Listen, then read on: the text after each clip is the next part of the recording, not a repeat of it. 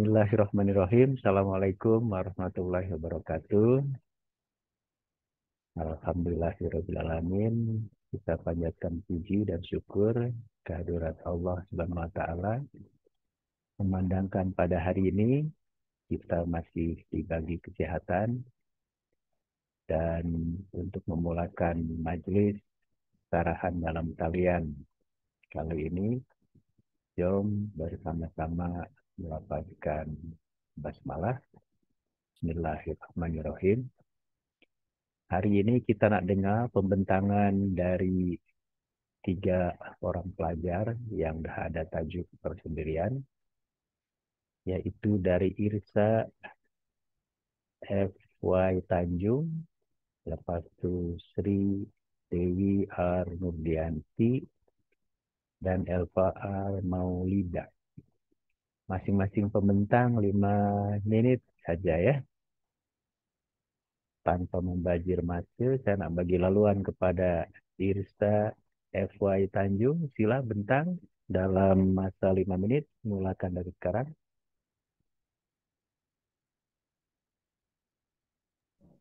Baik, Assalamualaikum warahmatullahi wabarakatuh.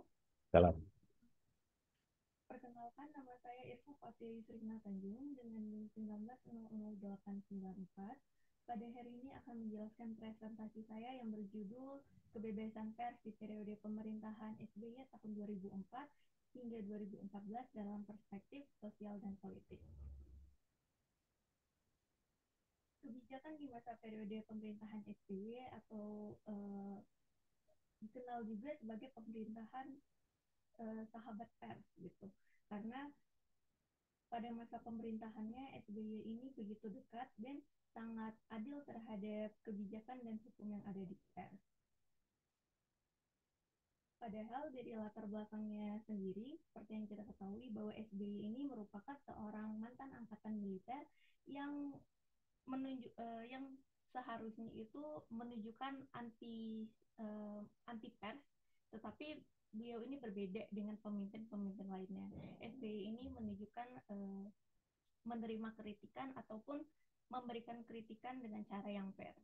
Nah, kehidupan pers di masa SBY ini tidak terlalu berubah secara signifikan. Hal ini dikarenakan pada masa pemerintahan kepemimpinan SBY hanya meneruskan kebijakan dari Undang-Undang Nomor 40 Tahun 1999 yang merupakan peninggalan dari pemerintahan Presiden B.J. Habibie, yang di dalamnya secara eksplisit itu menjelaskan secara tegas bahwa menyatakan adanya pelarangan atas penyensoran dan pemberedelan media. Artinya secara fundamental, legasi fundamental tentang perlembagaan kemerdekaan pers pada masa SBY ini, pemerintahan SBY hanyalah meneruskan dari pemerintahan sebelumnya. Namun di masa pemerintahan SBY yang seharusnya memiliki koalisi yang besar karena SBY ini cukup memiliki dukungan di partai politik khususnya di DPR. Nah, harusnya undang-undang mengenai kebebasan pers ini lebih ditegaskan lagi.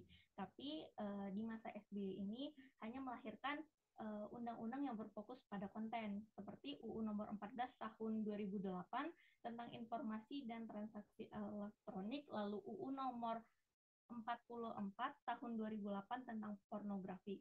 Yang keduanya ini mengawasi mengenai konten dari media. Nah, lalu lahir juga UU Nomor 14 Tahun 2008 tentang keterbukaan informasi publik. Tetapi di dalam UU Nomor 14 ini tidak menyebutkan fungsi dan peranan pers sebagai representasi warga, hanya mengatur mengenai interaksi pers dengan badan publik begitu. Nah, hal ini juga selaras dengan tinjauan sosial yang dimana kehidupan pers itu di masa SBY masih terjadi kekerasan gitu yang tidak sesuai dengan HAM yang ada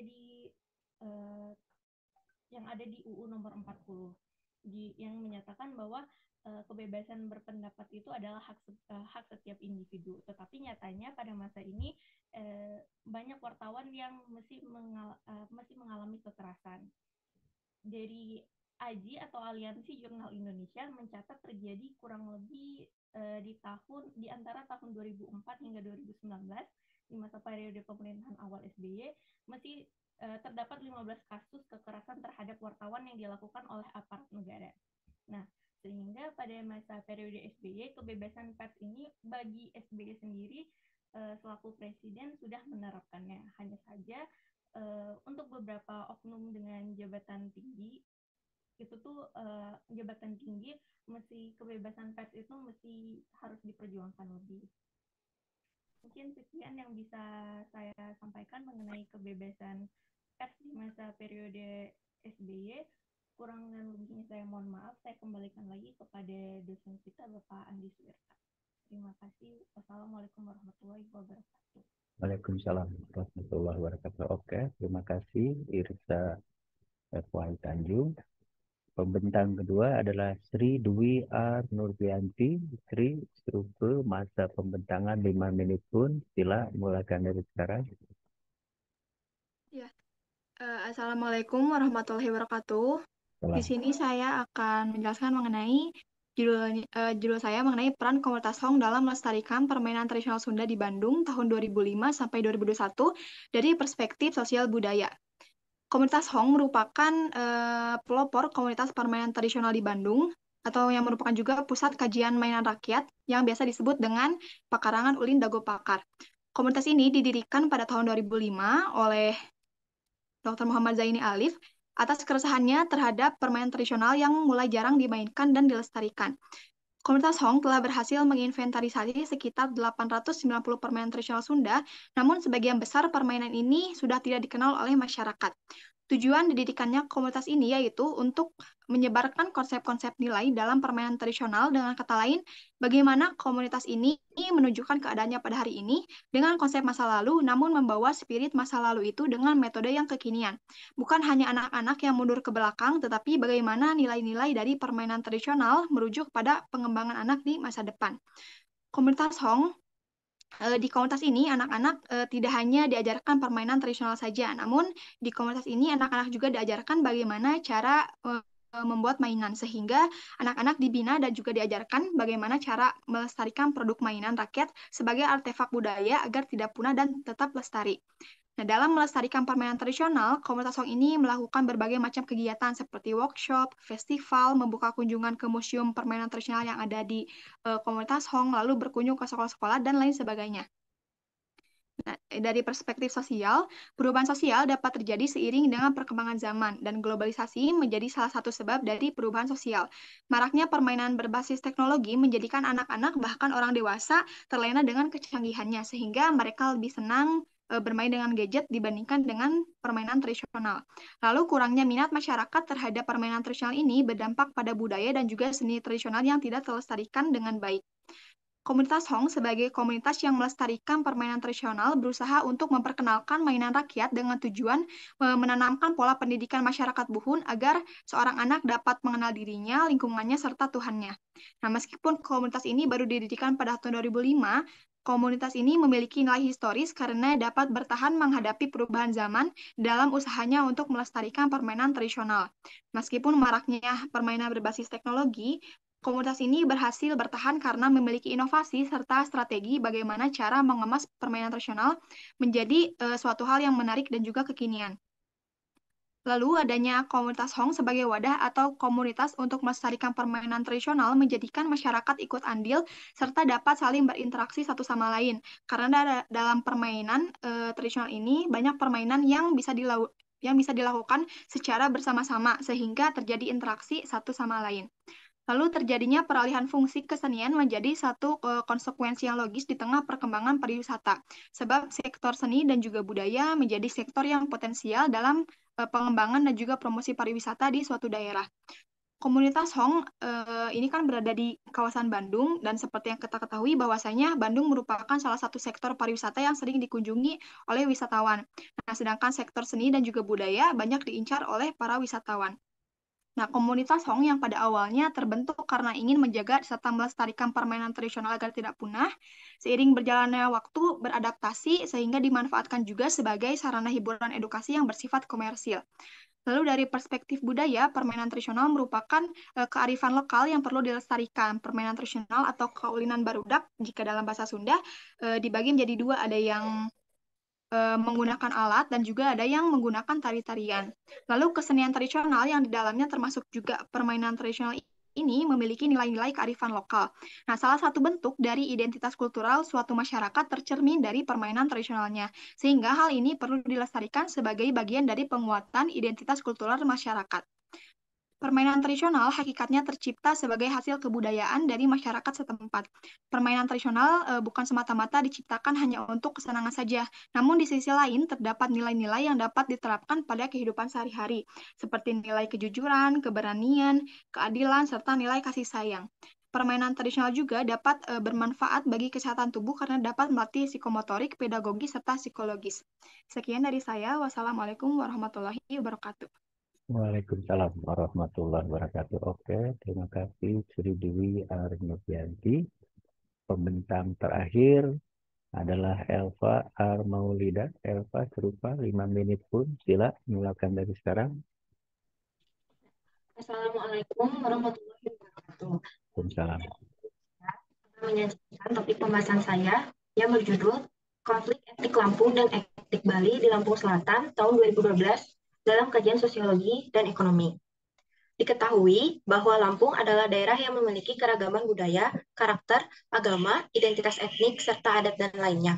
Biasanya, dalam kehidupan berkelompok, sering terjadi konflik yang banyak disebabkan oleh kultur subjektif yang berbeda. Kesalahan persepsi kultur subjektif dalam menyikapi keragaman dalam kehidupan bermasyarakat tercermin dalam konflik di Lampung Selatan.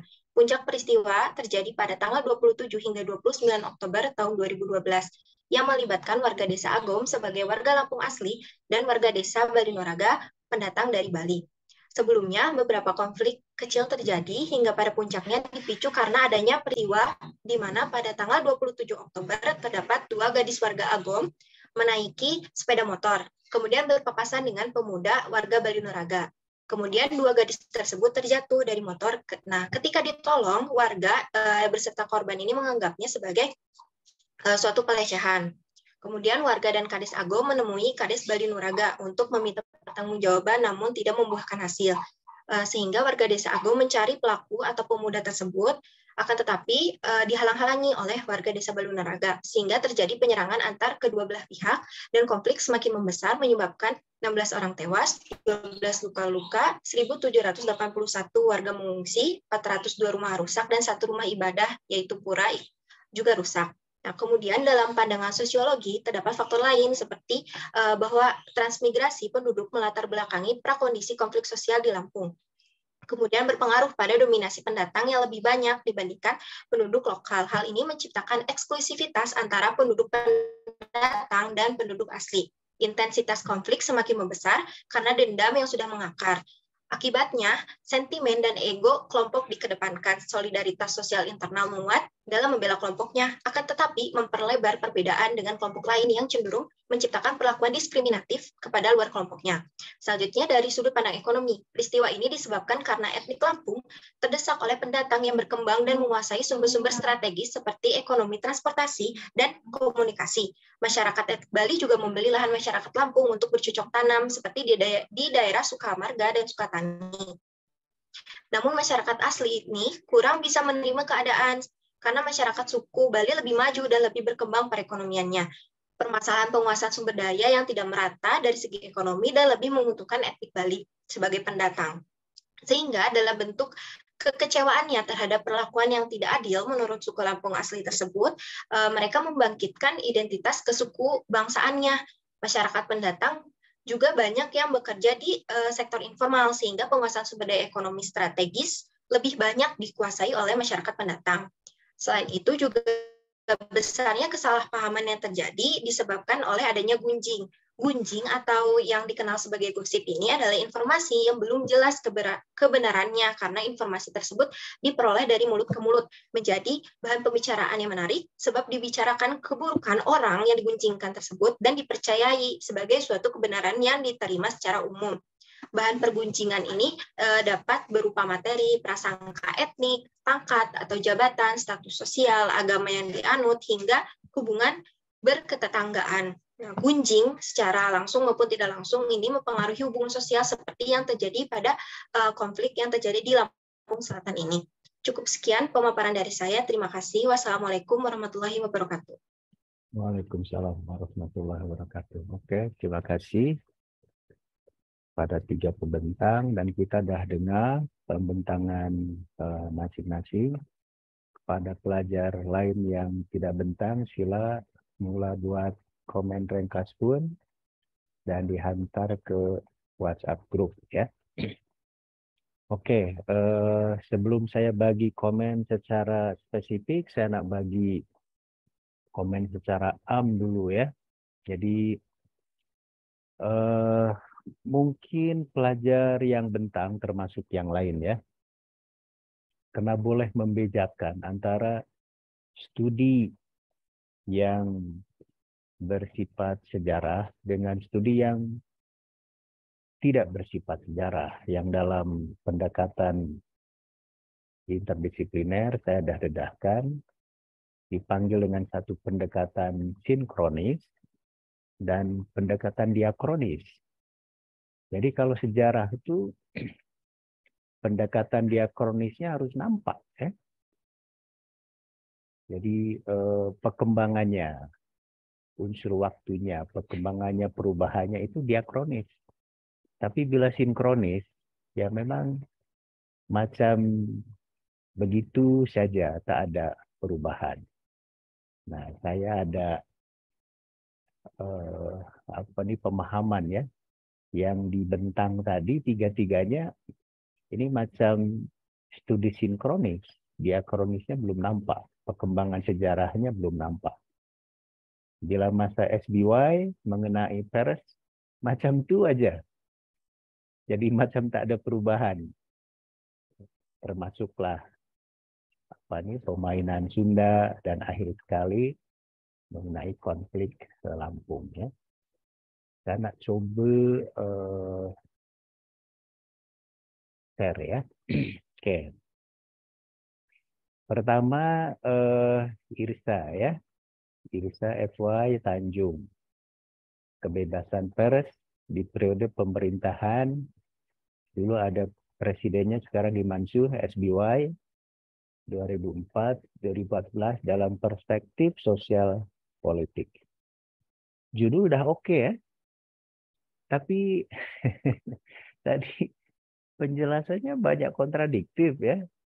Jadi pada awal kata SBY ini adalah presiden yang baik diterima oleh pers. Dia adalah rakan pers yang baik. Tapi penjelasannya banyak kontradiktif. Pada masa SBY banyak pelanggaran HAM, ada 15 kekerasan, tak ada macam mana antara penjelasan awal dengan penjelasan selanjutnya macam tak selari ya. Lepas itu tidak jelas pula bila kita menyentuh pers ya. Pers itu luas. Ini yang nak dianalisis, yang nak dikupas apa? Pers itu akhbar ke, majalah ke, radio ke, televisi ke, atau sosial media ke, Facebook ke, ya. Beza tuh. Jadi kena fokus, kena jelas ya. Bila yang dimaksud pers itu akhbar, kena jelas. Akhbar mana yang menyokong ataupun memandang SBY itu rakan yang baik ya. Tapi saya pikir zaman SBY bukanlah pers itu bukanlah akhbar majalah, tapi yang dominan di era SBY dan reformasi itu adalah medsos, media sosial. Jadi kena jelas analisisnya ya. Ini persnya belum jelas. Jadi bila menyentuh mengenai kebebasan pers, pers dari dulu macam tu je, memang tak ada kebebasan. Yang justru kena dikupas itu adalah media sosial ya. Sebab media sosial ada kebebasan. Apatah lagi sejak zaman Presiden B.J. Habibie kan, dia membuka keran demokrasi sehingga media sosial boleh bebas. Lepas itu Pembahasannya saya dah kerap berulang-ulang ya. Awak ini bukan pelajar undang-undang, bukan pelajar hukum. Tak payahlah undang-undang sentris ya, undang-undang nomor sekian menyatakan bla bla bla. Awak ini pelajar sejarah kena analisis. Macam mana pers atau kebebasan pers kan? Tajuknya kebebasan pers. Tapi dalam penjelasannya tak ada kebebasan pers pada zaman SBY. Ada 15 kekerasan, ada apa lagi gitu ya. Jadi eh, sejarah kena macam mana kebebasan pers dari 2004 sehingga 2014 itu lama tuh. Berapa tahun? 10 tahun. Masa kan 10 tahun macam tak ada perubahan. Macam tu je. Ya, jadi tak nampak diakronisnya, tak nampak sejarah perkembangannya ya. Dan bila kita nak guna pendekatan diakronis, misalnya pada masa SBY selama 10 tahun itu apa dia peristiwa kritikal, peristiwa penting atau dasar apa, kebijakan apa yang dinilai penting pada masa SBY, lepas itu macam mana pers atau media massa membagi news and views. Nah, itu lagi seronok. Pasti nampak ada visionnya. Selama 10 tahun itu tak macam tu je ya. Jadi bila apa yang tadi dibentang itu macam peristiwa 1 tahun. Serupa je selama 10 tahun tu ya. SBY itu baik dekat dengan pers tapi akhirnya tak baik. jadi macam selama 10 tahun macam tu aja SBY itu ada apa nih sikapnya pada pers ya. Jadi tidak jelas apa dia dasar atau kebijakan penting atau peristiwa penting macam mana disorot oleh pers melalui news and views ya. Dan bila menganalisis pers patutnya guna pendekatan sains komunikasi ya, bukan sains sosial. Sains komunikasi dah jadi sains tersendiri ya. Dan politik oke lah sebab SBY kan presiden mungkin ada dasar, ada kebijakan politik. Misalnya SBY kata politik luar negerinya adalah zero enemy, thousand friend. Nah, itu macam mana pers menanggapi news and views-nya terhadap kebijakan politik luar negeri SBY yang mahukan ramerakan dan tak ada musuh. Jadi tak jelas perbahasanya. Mungkin ini wujud hubungannya dengan buku-buku sejarah pers standar ya. Memang dah ada 5 sumber, tapi tak ada menyebut satupun sumber standar mengenai sejarah pers di Indonesia ya. Jadi saya dah kerap menyatakan bila nak tahu sumber-sumber standar, ketik di mbah Google tuh, di atuk Google tuh ya. Sumber-sumber standar mengenai pers pada zaman SBY. Kena macam tuh. Atau pers di Indonesia. Jadi bila masa Orde Baru kena bacalah bukunya David Hill tuh ya. Pers in the New Order. Kena baca pun buku saya lah ya. Walaupun berdegil Anda tak baca juga ya. Jadi penting memahami sumber-sumber standar tuh. Bila nak paham pers pada tahun 50-an 60-an kena baca Edward Cecil Smith. Pemberedaran pers di Indonesia dah ditranslate ke dalam bahasa Indonesia ya. Malas baca saja pelajar-pelajar sejarah nih ya. Kena baca bukunya Abdurrahman Suryo Miharjo itu mengenai pers selepas kemerdekaan supaya boleh paham apa beza pers pada masa Indonesia sebelum dan selepas reformasi ya. Kena baca itu juga disertasinya Ahmad Adam ya. Macam mana nasionalisme Indonesia itu dirakam oleh pers. Dan akhir sekali Hugerwerf ya. Coba dicatat ya nama-nama penulis itu, tanya ke atuk Google ya. Jadi jangan jangan tak dengar ya macam kita nih pelajar sejarah, kena familiar dengan karya-karya sejarawan. bukan dengan karya-karya ilmuwan politik, ilmuwan hukum, tak ada kena mengena. Mereka tak paham mengenai peristiwa sejarah. Mereka tak guna pendekatan diakronis. Mereka guna pendekatan sinkronis. Karena itu membahas pers zaman SBY macam tu je, macam tak ada perubahan. Bila orang sejarah selama 10 tahun kena adalah perubahan. Apa dia kebebasan pers pada masa SBY? Katakanlah dari 2004 50% mungkin, nanti 2014-nya menjadi sama ada 75% ke atau menurun. Karena macam tu orang sejarah tu tengok perkembangannya selama 10 tahun. Ini macam tak ada perkembangan karena kupasannya undang-undang. Ya. Menurut Undang-Undang Nomor Sekian, undang-undang bila-bila masa macam tu je, tak ada perubahan ya. Undang-Undang Pers Nomor Sekian, bla bla bla. Ya aturan memang macam tu. Jadi kita orang sejarah kena menganalisis hakikat ya, satu kenyataan. Macam tu ya, Irsa, awak ni pelajar sejarah bukan pelajar undang-undang. Jadi kena menganalisis macam mana kebebasan pers pada zaman SBY dari 2004 hingga 2014. 10 tahun tuh kena ada perubahan, kena ada dinamika ya. Tak macam stabil aja, linear saja ya, macam ada perkembangan ya. Itu yang pertama. Yang kedua, Sri Dewi Rahayu Nurbianti ini pun serupa ya. Judulnya oke. Tapi pembahasan awak nih masih pembahasan sinkronis. Belum pembahasan diakronis. Yang ada unsur kajian sejarahnya. Lama nih, dari 2005 sampai 2021. 15 tahun ya. Macam tak ada perkembangan.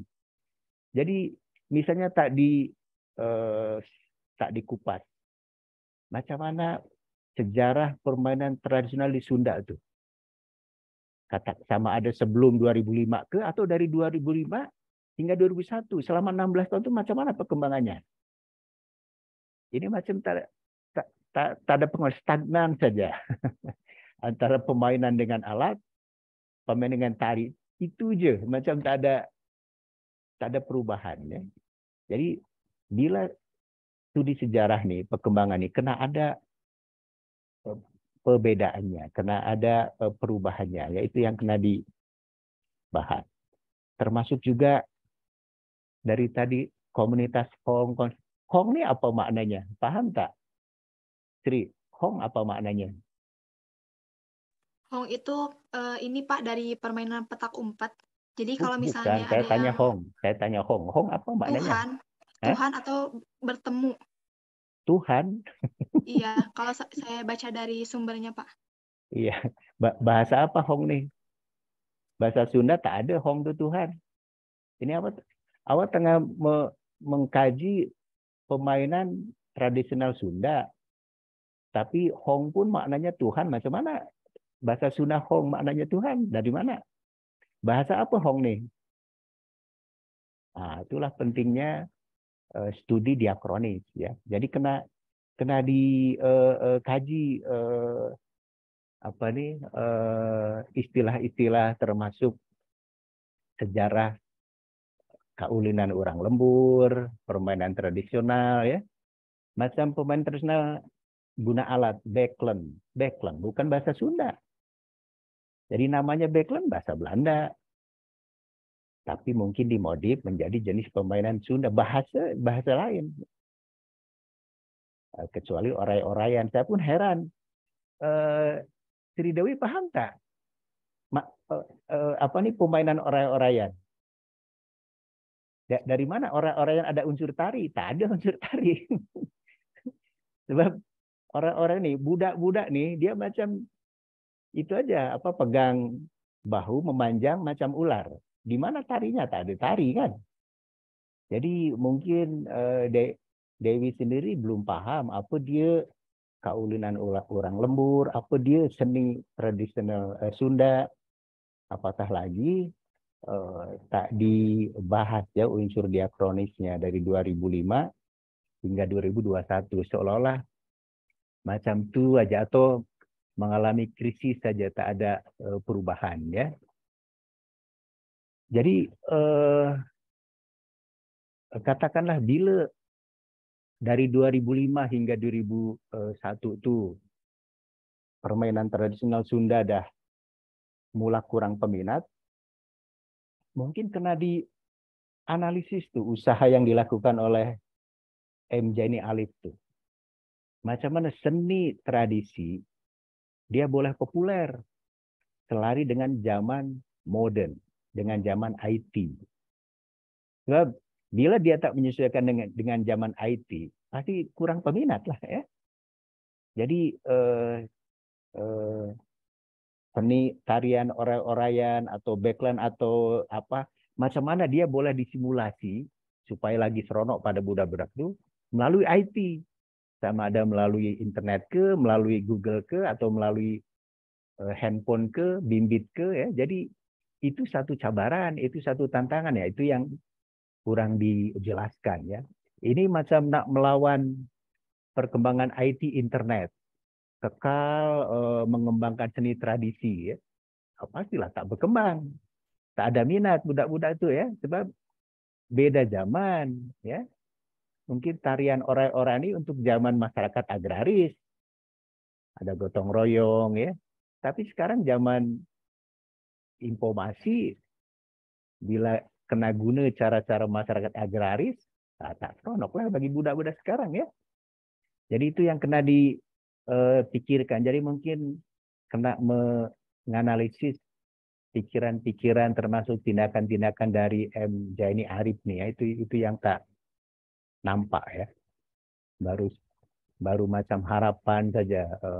Kena ada kerjasama, kena ada idealisme, kena ada tanggung jawab. Itu bukan sejarah itu ya. Itu adalah satu harapan ya yang kurang ada kena mengena dengan perkembangan komunitas Hong ya. Lepas itu juga ya nilai-nilai tradisi yang sesuai dengan modernisasi juga patutnya perspektifnya bila ini sosial, yang dimaksud sosial kena lebih fokus lagi ya, yaitu mungkin budaya dan seni ya. Jadi bila sosial saja orang macam social interaction kan. Tapi bila perspektifnya atau analisnya budaya atau seni, itu lagi sesuai ya. Jadi kena ini kan permainan tradisional. Permainan tradisional setakat yang disebutkan ada backline, ada congklak. Saya pikir ada yang lain yang lagi seronok ya. Yang mungkin tak terpikirkan oleh M. Jaini Alif juga, termasuk seni dengan tari-tarian. Mungkin orang-orang tak seronok, yang lagi seronok adalah tari merak ya, tari jaipong, tari dombret, itu lagi tradisional tari-tarian tuh, biar orang-orang tak ada tarinya ya. Apalagi tadi itu selain orang-orang ya. Jadi mungkin Sri Dewi sendiri kena paham seni-seni tradisional ya, termasuk nyanyian. Bila nyanyian bukanlah yang tradisional, ada dangdang gula, ada Mas Kumambang, ada Kinanti, ada Salendro. Saya masih boleh paham. Dan bila nak boleh mempopulerkan seni-seni tradisi macam itu, tak boleh diajarkan macam ini terus. Tapi macam mana dia di-share di internet, di Google, atau di YouTube, supaya budak-budak itu tengok dengan seronok. Jadi kena macam tu cara pembahasannya. Macam mana M. Jaini Alif nengok bahwa seni tradisi ini dah kurang minat pada budak-budak itu, dia apa usaha dia supaya seni-seni tradisi itu sama ada yang guna alat maupun tarian jadi seronok pada budak-budak, menyesuaikan dengan perkembangan IT. Bukan menafikan IT lantas terus mengembangkan seni tradisi, kuranglah minat oleh budak-budak Sunda sendiri ya.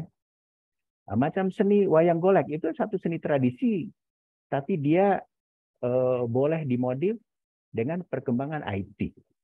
Mungkin tata lampunya, mungkin sindennya, lagu-lagunya lagu modern ya, dan seterusnya, supaya seni tradisi itu tak hilang karena dia boleh menyesuaikan dengan perkembangan modernisasi. Ya. Karena macam itu pembahasannya dari 2005-2001 itu kena nampak. Katakanlah dari seni tradisi yang kurang diminati, awal 2005-2001 adalah minat dari ramai budak-budak mengenai seni tradisi, apakah yang guna alat ataupun yang mengguna tarian. Ya. Coba tariannya jangan oray-orayan ya. Seni tradisi itu apa yang tari itu ya, tari merak, tari bajidor, ketuk tilu, itu macam tuh, itu tari itu ya. Gembyung di kampung saya dombret ya, sekarang dah tak ada dombret. Itu seni tradisi pun ya. Jadi yang guna tari ya. Bila orang-orang tak ada tarinya ini. Oke ya, mungkin ini pun wujud hubung kaitnya dengan sumber ya. Memang tidak ada 10 sumber, tapi sumber-sumbernya sumber-sumber sinkronis ya. Belum ada sumber-sumber diakronis, yang sejarahnya tuh ya. Jadi untuk boleh paham seni tradisi, kena carilah buku-buku standar seni tradisi Sunda ya. Apa dia yang dipanggil oleh seni tradisi Sunda? Saya pikir buku-bukunya Pak Ganjar Kurnia, Rektor Unpad, banyak mengenai seni tradisi itu ya. Boleh dicari tuh ya. Supaya boleh paham sejarah Sunda dulu, boleh baca bukunya Nina Lubis, bukunya Edi S. Ekajati ya. Coba cari, tanya ke Atuk Google ya. Buku standar seni tradisi Sunda. Nah, macam tuh ya. Atau lebih spesifik lagi buku standar sejarah seni tradisi Sunda. Kena macam tuh ya, supaya boleh paham unsur diakronisnya ya. Termasuk awal tadi nyebut tokoh ini, jadi biografi tokoh seni yang coba menghidupkan seni tradisional itu kena dianalisis lah ya. Khasnya M. Jaini Alif ini siapa dia, apa pasal dia ada keinginan untuk membangkitkan seni tradisi, macam mana usahanya supaya seni tradisi selari dengan IT, ya. Kena dianalisis lah macamnya ya. Ini untuk menunjukkan termasuklah apakah selama 16 tahun itu usaha M. Jenderal Arif ini berjaya atau kurang berjaya. Ya, jadi bila kurang berjaya apa pasalnya, apa faktornya. Jadi itu baru kajian diakronis. Jadi ada unsur perkembangan, perubahan ya. Bila selama 16 tahun macam begitu saja penjelasannya, berarti itu hanya selama 1 tahun saja macam tak ada perubahan ya. Macam itu ya Dewi penjelasannya Dewi. Dan akhir sekali Elva. Nah, ini Elva patut dengar ya saranan saya pada pemandangan-pemandangan sebelumnya ya. Konflik etnik Lampung ya dan etnik Bali di Lampung. Ini redundant ya, nyebut Lampung lagi. Saya tak pasti ya. Elva, awak tahu ke apa nama etnik asli orang Lampung? Lampung adalah daerah baru, dia tak ada etnik asli. Yang ada adalah orang Jawa, orang Sunda, orang Bali, orang Batak, orang Melayu, orang Minang.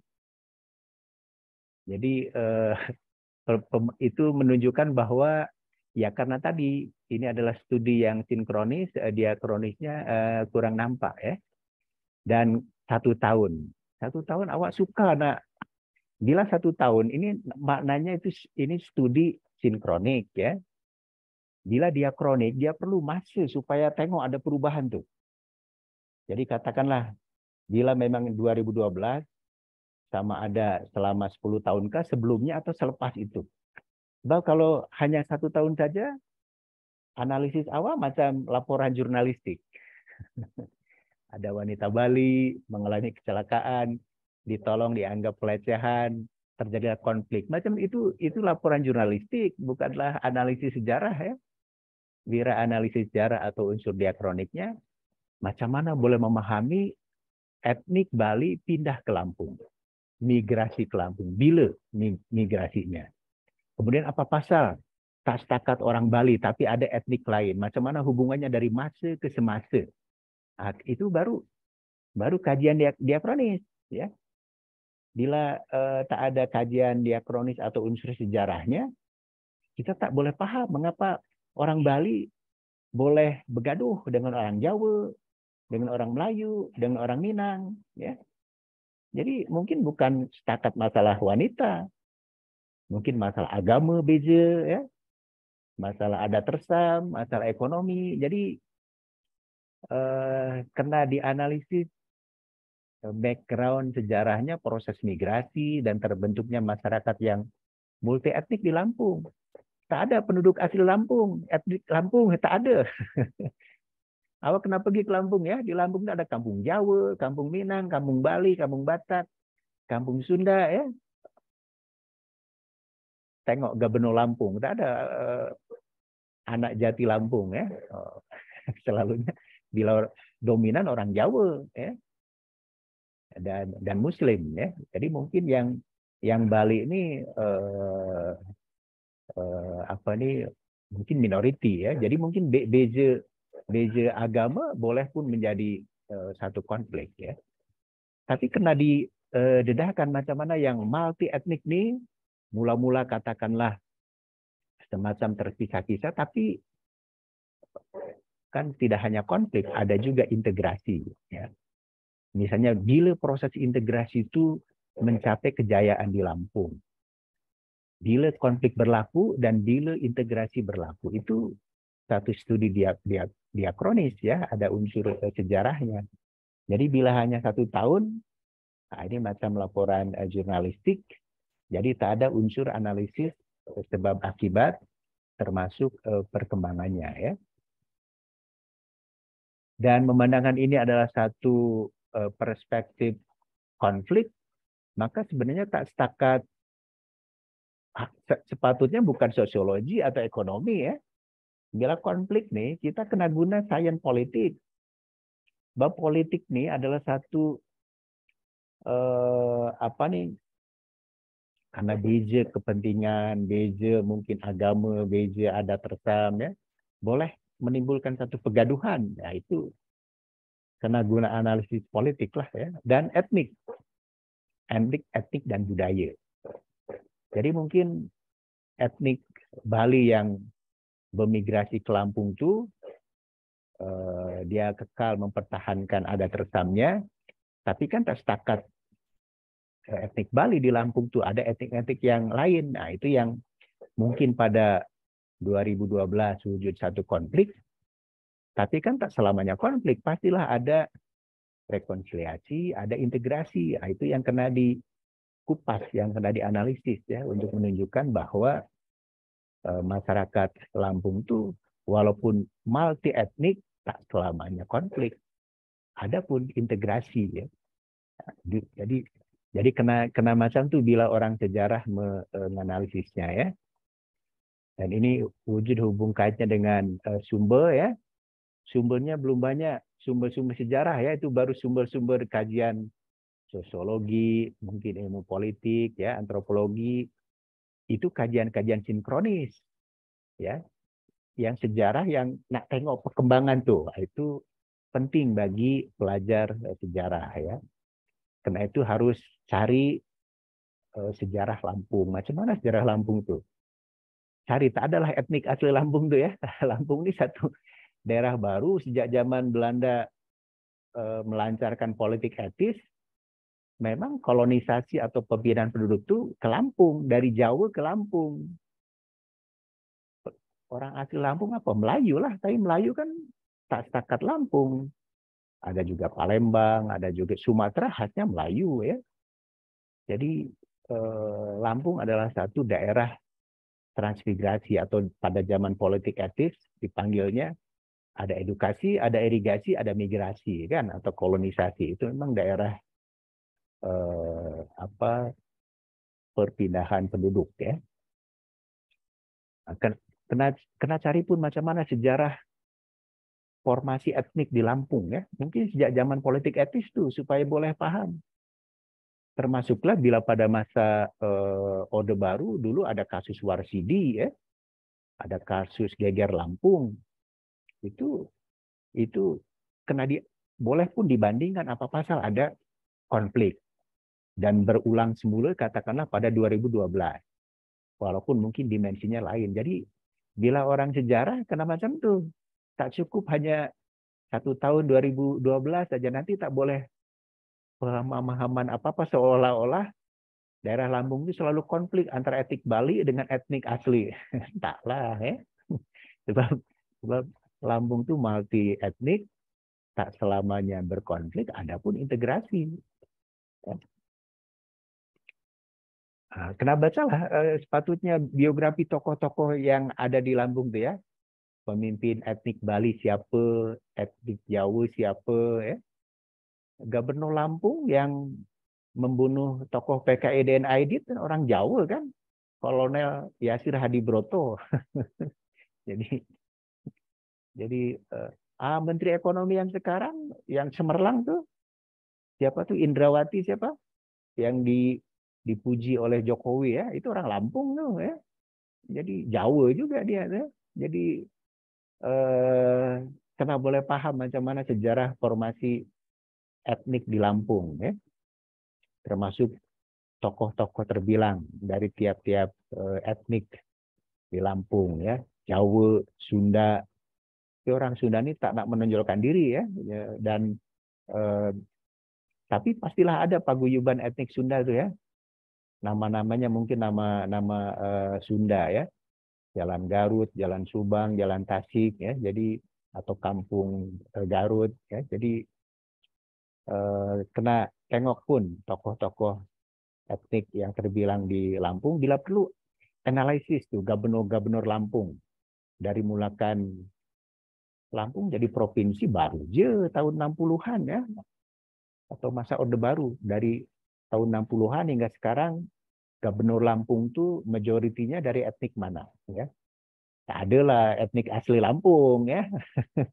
Jadi kena baca betul ya bahwa Lampung adalah satu kawasan yang multi etnik, tempat bermigrasinya etnik-etnik di Indonesia sejak zaman politik etnis lagi, sehingga zaman transmigrasinya Orde Baru, sehingga zaman sekarang. Bila zaman sekarang tak transmigrasi lah, orang nak cari kehidupan yang lebih baik atas kesadaran sendiri ya. Macam tu ya, Elva, supaya saya pikir bila 1 tahun ini awak susah nanti nak mengkaji sejarah ya. Bila 1 tahun bukan kajian sejarah, nanti itu kajian laporan jurnalistik ya. Tanggal sekian terjadi ini, tanggal sekian terjadi ini, ya itu bukan analisis sejarah ya. Itu macam menu makanan ya. Jadi kajian awak apatah lagi ini adalah satu latihan ilmiah ya, atau satu skripsi, sepatutnya kajian yang sifatnya diakronis. Kajian yang sifatnya sejarah, ada unsur waktunya, ada unsur perubahan, ada unsur perkembangan ya. Jadi itulah jati diri pelajar sejarah ya, yang membedakannya dengan pelajar-pelajar lain ya. Bila pelajar lain mungkin lebih pada kajian sinkronik ya, 1 tahun, atau macam ya masyarakat itu tak ada perubahan dari dulu macam tu saja. Nah, bila orang sejarah tak nak tengok diakronisnya, nak tengok perubahannya, nak tengok perkembangannya ya, dari semasa ke semasa. Saya pikir itu komen, saranan dan cadangan daripada saya. Tapi yang paling penting adalah tanya ke atau Google sumber-sumber standar otoritatif bersabit dengan topik awak ya. Jadi cari terutama sumber-sumber yang diakronis, sumber-sumber sejarah. Jadi sejarah yang modern pun boleh tanya. Jadi misalnya buku sumber mengenai sejarah pers pada masa SBY. Nah, itu pasti selain mungkin menunjukkan bukunya David Tehil, mungkin muncul pula buku saya ya. Jadi kena macam tuh. Jangan guna sumber yang sifatnya studinya sinkronis, ya, tak membantu kita untuk memahami perubahan ya. Tapi bila diakronis, bila kajian sejarah, kita boleh paham. Oh, masa SBY dari 2004, oke, ada kebebasan, tapi pada hujung 2014 SBY macam tak ada perubahan, macam menurun. Nah, jadi itu orang sejarah bisa boleh membuat satu kesimpulan macam itu ya. Termasuklah masalah etnik di Lampung, termasuklah juga masalah seni tradisi di Sunda ya. Jadi kena tengok unsur diakronisnya, kena tengok perspektif sejarahnya, perkembangannya dari semasa ke semasa. Beza lah dunia ini kan, hari ini dengan esok beza. UPI hari ini dengan UPI 5 tahun masa hadapan beza. Jabatan sejarah kita dulu tahun 54 dengan sekarang 2022 beza ya. Jadi ada perubahan, ada perkembangan, itulah kepentingan kajian diakronis atau kajian sejarah ya.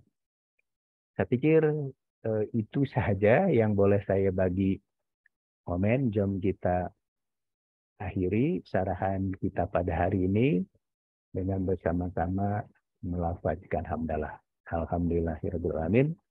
Terima kasih. Jumpa semula masa hadapan, pekan hadapan insya Allah. Nak guna bahasa yang lain ya, bahasa Bonda, bahasa Sunda. Sekian, terima kasih. Assalamualaikum warahmatullahi wabarakatuh. Waalaikumsalam warahmatullahi wabarakatuh. Oke, boleh lab ya.